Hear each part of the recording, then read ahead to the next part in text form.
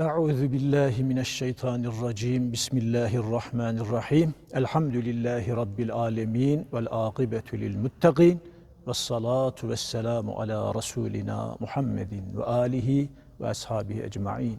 Muhterem kardeşlerim, bugün de Iğdır Merkez Camimizden sizlere hitap edeceğiz. Cenab-ı Hak sözün en güzelini söylemeyi, en doğrusuna uymayı cümlemize nasip eylesin. Bakınız, Yüce Rabbimiz şöyle buyuruyor. Bismillah. Ricalun la tulhihim ticaretun ve la bey'un an zikrillah. Benim öyle kullarım vardır ki ne alışveriş ne de yaptıkları ticaret, işleri, güçleri onu Allah'ı zikretmekten alıkoyar. Ve ikamis salati ve itaiz zekat.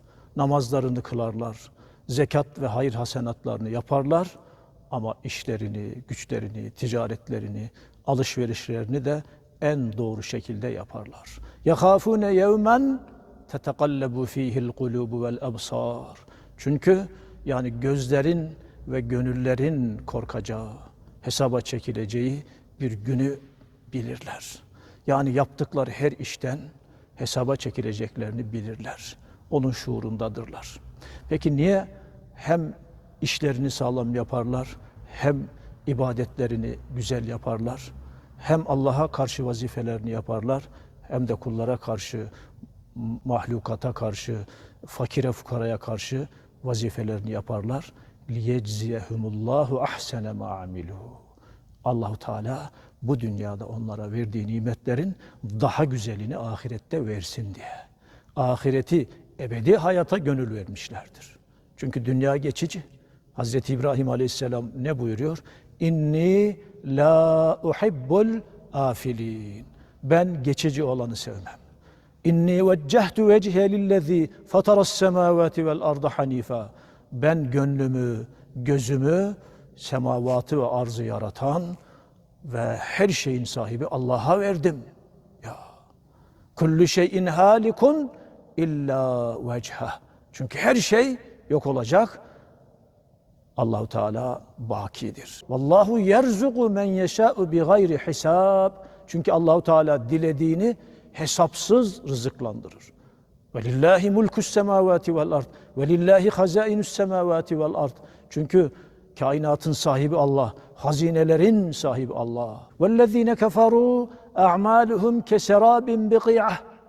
Ama inkar edenlerin, nankörlerin ameli ise bir vadideki seraba benzer. Serap. Yahsebuhumuz zam'anu ma'a. Yani susamış bir insan onu görünce su zanneder. Hatta izâ câehu lem yecidhu şey'en. Ama biraz koşar yanına yaklaşırsa bakar hiçbir şey yok. Demek ki Allah'a iman etmeyen, Allah rızası için iş yapmayan insanın ameli seraba benziyor yani. Dışı var, içi yok. Görüntü var, hakikatte hiçbir şeye yaramaz. Yani cilalamış, süslemiş, öyle değil mi? Muhterem kardeşlerim, serap gibidir yani. Yanına vardığı zaman hiçbir şey olmaz. Ve vecedallâhe indehu. İşte oraya gidince onun serap olduğunu, su olmadığını anlar ama hakikatle karşılaşır. Cenab-ı Hakk'ın hakikatiyle, vecihiyle, Cenab-ı Hakk'ın koyduğu hakikatlerle karşılaşır ama bir faide bahşeder mi heyhat, vaktinde edilmeyen nedamet. Yahut da şöyle buyuruyor Cenab-ı Hak. Evke zulümatin fi bahrin lücciyin yağşâhu mevcun min fevqihi mevcun min fevqihi sahab. Zulümatun ba'duha fevqa ba'd. İzâ ahrece yedehu lem yeket yarâha. Sadakallahul azim. Yahut da böyle zulümet üzerine zulümet, karanlık içinde karanlık olan böyle denize benzer. Muhterem kardeşlerim, deniz derinliğine indikçe denizin ışığı azalır ve karanlıklar içerisinde kalırsınız. Aynen yani münkirin ameli, münkirin halini Cenab-ı Hak denizin derinliklerine dalmış bir insana benzetiyor. Hatta izâ ahrece yedehu lem yeket yarâha. Yani elini bile göremez, kendini bilmez, ne yaptığını bilmez, hakikati bilmez, nefsini bilmez, haddini bilmez. Yani eli nerede, öyle gönlü nerede, helalda mı, haramda mı, eli kârda mı, zararda mı bilmez diyor Cenab-ı Hak. İnkar eden. Niye? Çünkü Ve men lem yec'alillahu nuran fema lehu min nur. Yani ışığın, hakkın, hakikatin, nurun kaynağı Allah'tır. Allah'tan nurunu almayan nereden ışığı bulacak? Allahu Teala birine ışığı vermemişse, nuru vermemişse o karanlık içerisinde bocalar durur, kendini de bilmez. Muhterem kardeşlerim, onun için bakınız, Yüce Rabbimiz şöyle devam ediyor. Bismillah. Elem tera ennallâhe yusebbihu lehu men fissemâvâti vel ard. Görmüyor musunuz? Yani şöyle bir etrafınıza bakın. Semavatta ve arzda ne varsa hepsi Allah'ı zikrediyor.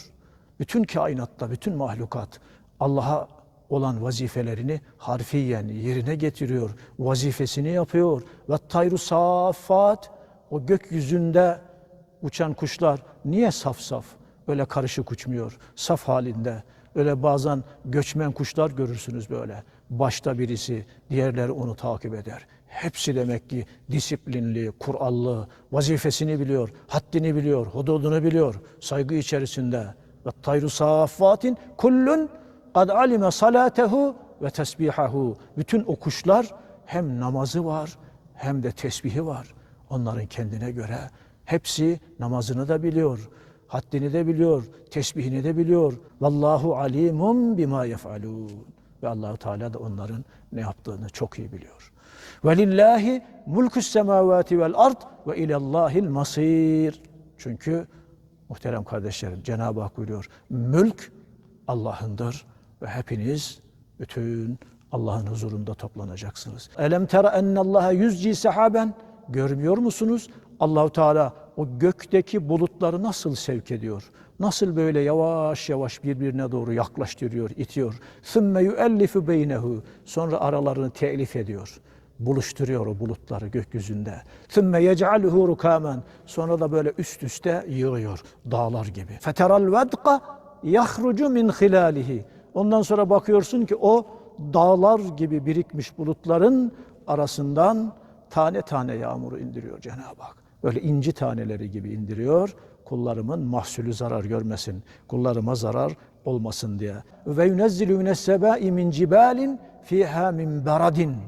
Bazen böyle o dağlar gibi birikmiş bulutlardan Allahu Teala dolu yağdırıyor, dolu. Feyusibu bihi men yeşâ'u ve yasrifuhu ammen yeşâ. Bazısına isabet ediyor, ekini, tarlası, bitkisi mahvolup gidiyor. Bazısını koruyor, bazısına isabet ediyor, mahvoluyor. Demek ki bunları ölçen, biçen, rızkı temin eden gökte adeta, yani gök ehli dediğimiz melekler yağmuru nereye yağdıracağını, doluyu nereye yağdıracağını, nereye rüzgar, nereye fırtına vereceğini hepsi Allahu Teala'nın ilmi dahilinde ve meleklerin kontrolünde. Kainatta hiçbir kontrolsüzlük yok. İnne fî zâlike le'ibreten liulil ebsar. Muhakkak ki bunlarda basiret sahipleri için büyük dersler vardır, ibretler vardır. Cenab-ı Hak kendisini bilmeyi, Resulünün izinden gitmeyi cümlemize nasip eylesin.